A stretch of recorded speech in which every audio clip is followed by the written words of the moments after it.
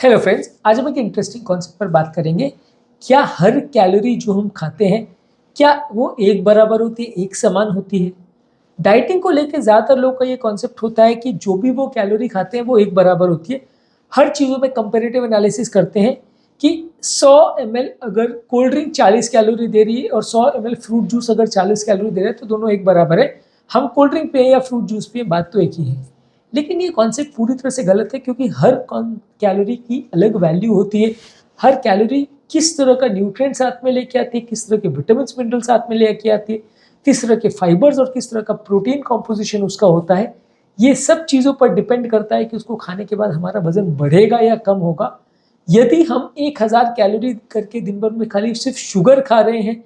और यदि हम 1000 कैलोरी करके दिन भर में सिर्फ फाइबर खा रहे हैं या प्रोटीन खा रहे हैं, तो काफ़ी ज़्यादा चांसेस है कि शुगर खाने वाले व्यक्ति का वजन ज़्यादा होगा और कैलोरी जो फाइबर या प्रोटीन के तरह से खा रहा है उसका वजन कम होगा।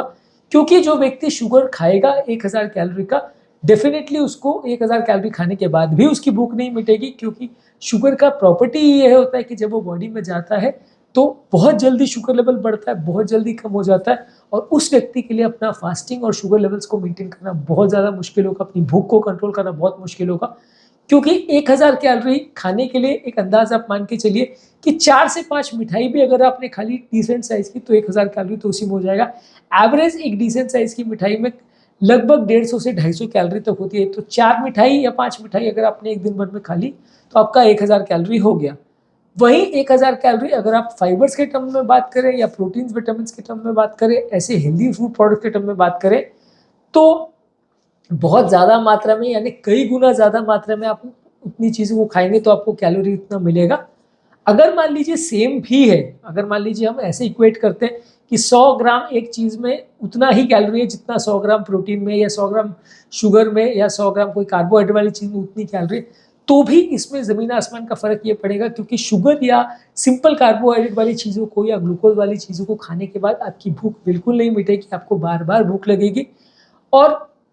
दूसरी तरफ अगर प्रोटीन और फाइबर वाली चीज़ें खाते हैं तो उसके बाद आपको खाने की इच्छा नहीं होगी। बॉडी को कितना फ़ायदा मिलेगा, बॉडी में कितना थर्मोजेनेसिस होगा, कैलोरीज के चीज़ों पर कितना फ़र्क पड़ेगा, वो एक और भी अलग कॉन्सेप्ट है। लेकिन अगर हम सिर्फ कैलोरी टू कैलोरी बात करें तो सारी कैलोरी सेम नहीं है। यदि कोई सिंपल कार्बोहाइड्रेट के फॉर्म में या ओवरऑल कार्बोहाइड्रेट के फॉर्म में कोई भी कैलोरी या ग्लूकोज या मिठाई के फॉर्म में लेते हैं तो वो कैलोरी हमारा वजन को कई गुना ज़्यादा बढ़ाएगी एज कम्पेयर टू वही अमाउंट ऑफ कैलोरी या वही नंबर ऑफ कैलोरी हम दूसरी तरह से ले रहे हैं या साग सब्जी के फॉर्म में ले रहे हैं, किसी भी तरह से ले रहे हैं। हाँ, क्वांटिटी का फ़र्क होगा, ये भी काफ़ी केस में आपको देखने मिला है, क्योंकि ज़्यादातर साग सब्जियों का कैलोरी ओवरऑल शुगर वाली चीज़ों से काफ़ी कम होता है। लेकिन अगर सिर्फ क्वांटिटी को टाइम भी अगर हम साइड पर भी रख दें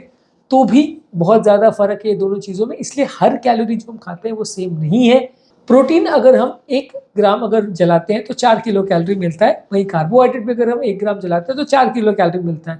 यदि हम ऐसे कंपेयर करना चालू करें तो 100 ग्राम प्रोटीन और 100 ग्राम कार्बोहाइड्रेट वजन के हिसाब से उसमें सेम इफेक्ट होना चाहिए, लेकिन ऐसा बिल्कुल नहीं है, क्योंकि 100 ग्राम कार्बोहाइड्रेट खाने के बाद आपकी भूख नहीं मिटेगी और 100 ग्राम प्रोटीन खाने के बाद आप दिन भर कुछ और नहीं भी खाओगे या काफ़ी देर तो कुछ और नहीं खाओगे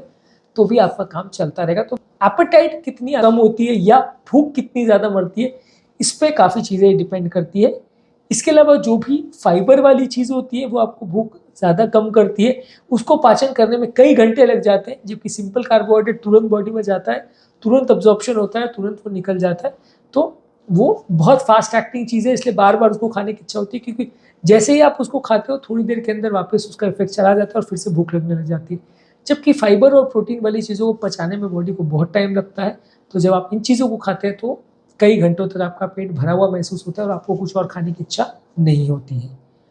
इसके अलावा फाइबर और प्रोटीन वाली जो कैलोरीज है उसको बॉडी को पचाने में भी ज़्यादा टाइम लगता है, ज़्यादा मेहनत करनी पड़ती है,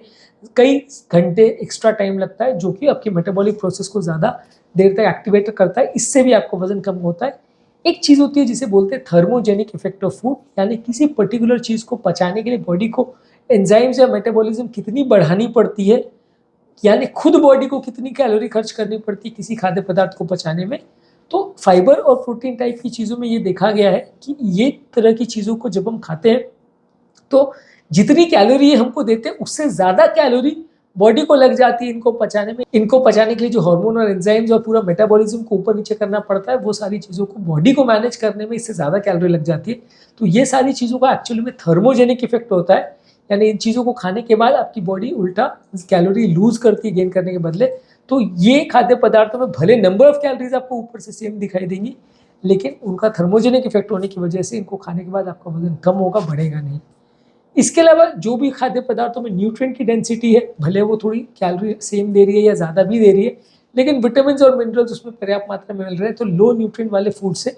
वो बेटर होगा। यदि आप उतना ही कैलोरी पालक मेथी या इस तरह की हरी साग से ले रहे हो, उतना ही कैलोरी आप आलू से या शकरकंद जैसी सब्जियों से लेते हो, या आप मिठाई से लेते हो, तो दोनों में ज़मीन आसमान का फ़र्क होगा। क्योंकि हरी साग सब्जी आपको जितना ज़्यादा विटामिन मिनरल्स और आयरन देगी, वो आपके मिठाई से या इस तरह की स्वीट डिश से ज़मीन आसमान का उसमें फ़र्क होगा, और आपके ओवरऑल वजन कम होने या बढ़ने के चांस, हेल्दी रहने या अनहेल्दी रहने के चांस में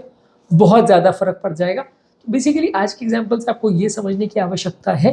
कि सारी कैलोरी सेम नहीं होती है, सारी कैलोरीज अलग होती है। अगर हम दो चीज़ों में खाली ये कंपैरेटिव एनालिसिस करते हैं कि इस चीज़ में कैलोरी 400 है और इस चीज़ों में 400, तो दोनों सेम हो गया, तो ये कंप्लीटली गलत कॉन्सेप्ट है। वो चीज़ों में कितना कार्बोहाइड्रेट, कितना फैट्स, कितना प्रोटीन्स, कितना विटामिन, कितना मिनरल्स, ये सारी ही चीज़ों को एक कंपैरेटिव एनालिसिस हम करते हैं, तो ही हम ज़्यादा बेटर वे में समझ पाएंगे कि कौन सी चीज़ को हमको प्रेफर करना चाहिए, कौन सी नहीं। डेफिनेटली जो चीज़ों में न्यूट्रिएंट्स कम है, जो चीज़ में कार्बोहाइड्रेट ज़्यादा है, उनको कम प्रेफर करना है। जो चीज़ों में न्यूट्रिएंट ज़्यादा है, कार्बोहाइड्रेट्स कम है, फैट्स और प्रोटीन ज़्यादा है,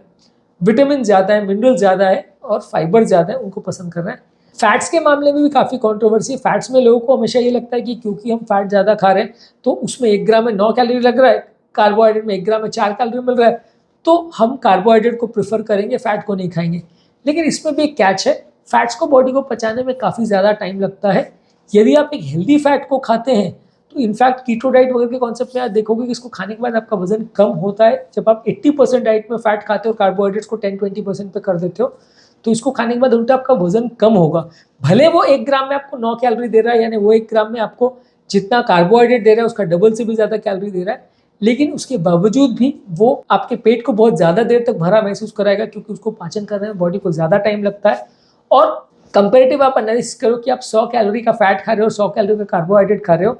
तो फैट्स आपको ज़्यादा देर तक भरा हुआ महसूस कराएगी और कुछ और खाने की इच्छा नहीं होगी, जबकि 100 कैलोरी वाला कार्बोहाइड्रेट अगर आप खाओगे तो आपको पता भी नहीं चलेगा, एक छोटा सा मिठाई के टुकड़े में उतना आ जाएगा और आपको पूरे दिन भूख लगती रहेगी, आप कई मिठाइयाँ खा जाओगे। तो इसलिए फैट्स और कार्बोहाइड्रेट की भी अगर कंपेरेटिव एनालिसिस करें तो भी थोड़ा सा बेटर हम फैट को ही पाएंगे, इरिस्पेक्टिव ऑफ द फैक्ट कि फैक्ट आपको ज़्यादा कैलोरी देता है। लेकिन फिर भी अगर हम भूख शांत होने की अगर बात करें और वजन कम होने के हिसाब से अगर कॉन्सेप्ट पर बात करें, तो शायद सबसे बुरा फूड प्रोडक्ट जो है वो कार्बोहाइड्रेट, खासकर सिंपल कार्बोहाइड्रेट यानी चीनी जैसी चीज़ें हैं, और सबसे बेस्ट फूड प्रोडक्ट जो है वो प्रोटीन्स और फाइबर्स है। फैट्स का समवेयर इन बिटवीन आएगा। तो आज के टॉपिक में हमने ये समझने की कोशिश करी कि हर कार्बोहाइड्रेट या किसी भी और खाद्य पदार्थों से जो मुझे कैलोरी मिल रही है, वो सारी कैलोरी सेम नहीं है, उनकी अलग अलग वैल्यू है, और सबको हमें सिर्फ नंबर के वैल्यू पर नहीं आंकना है, सब में बहुत ज़्यादा डिफरेंस है। और इस डिफरेंस को यदि हम समझेंगे तो अपने फूड प्रोडक्ट को बेटर वे में सिलेक्ट कर सकेंगे। उम्मीद करूँगा कि आज के टॉपिक में कुछ नई बातें जानने को मिली होगी। जो लोग हमारे चैनल पर नए हैं, उन्हें रिक्वेस्ट करूँगा कि चैनल को सब्सक्राइब करें, वीडियोज़ को लाइक और शेयर करें।